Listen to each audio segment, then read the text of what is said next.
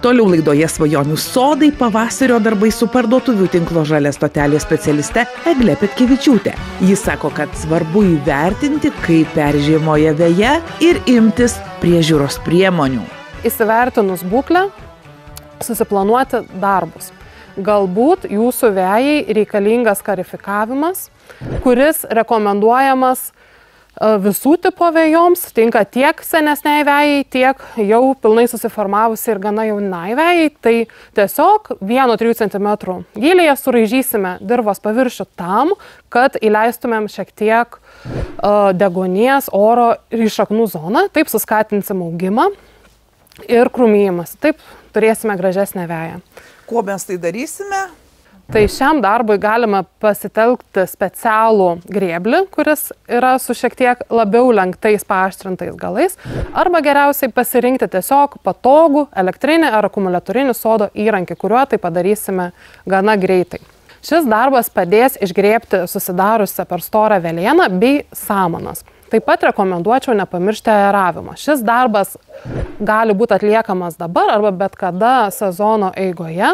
Jisai labai svarbus, ypač tose vejose, kurios yra įrengtos seniau, galbūt yra įrengtos sunkesnėme priemolyje, arba tiesiog natūraliai per žiemą išriškėjo vejoje išminti takai, sutankinom kažkur tai gruntą ir reikia prabadyti. Mažiose plotose puikiai pasitarnaus aeravimo antbačiai, kurie dedami ant įvairaus tipo avalynės, yra greitam efektui pasiekti. Sumindome arba visą veją šachmatiškai, arba tas sutankėjusias vietas.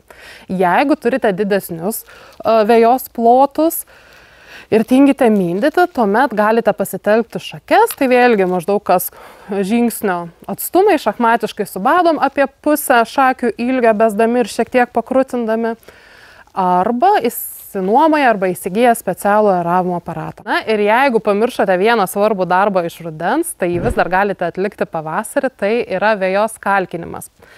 Siūlau naudoti granuliuotas kalkes ir tolygiai jas išberti vejoje.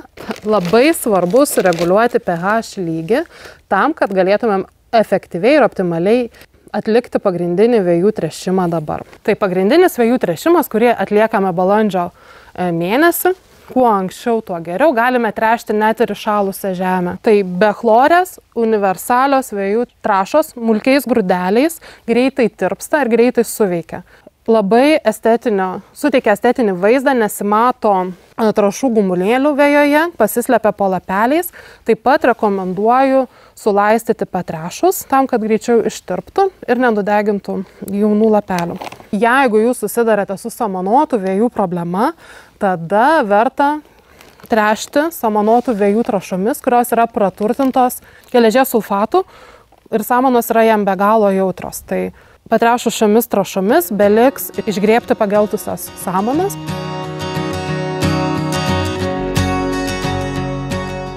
Atlikus pavasarinį tręšimą, sekantis tręšimai vykdomi maždaug kas mėnesį, priklausomai nuo žolyno sudėties ir naudojimo intensyvumo. Intensyviau sportuojant, dažniau pjaunant, reikia tręšti dažniau, galbūt kas 6 savaitės nepakaks, reikėtų tręšti ir kas 4 savaitės. O tiem, kurie nenori tręšti reguliariai kas mėnesį, galima rinktis ilgaveikės trąšas, kurias išberti tereiks 2 kartus per sezoną. Jos veikia maždaug 3-4 mėnesius. Taip pat yra specialios pakuotės skirtos mažiems vejos plotams. Tai šitos pakuotės užteks tiesiog 1 aro arba 100 kvadratų. Taip pat svarbu paminėti, kad barstydami trąšas mažame vejų plote, greičiausiai pabersite trąšų ir ant takų, trinkelių ar gražių akmenų, tai būtinai nupūskite arba nušluokite tam, kad neliktų dėmių ant jūsų terasos ar trinkelių. Dar parduotuvių tinklo Žalia stotelė specialistė Eglė Petkevičiūtė sako, kad galima pasitelkti ir trąšų naujoves. Vejų tręšime taip pat yra ir gana inovatyvių trąšų, kurios atlieka ne tik pamaitinimo funkciją, bet ir padeda mums geriau pasirūpinti veja.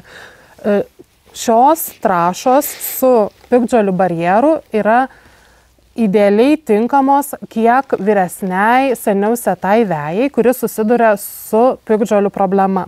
Tai apdorojus veją vejiniais herbicidais, jokiais būdais ne rundapų, o tuo herbicidu, kuris veikia dviskiltės piktžolės kaip pienės, garšvas ir panašiai.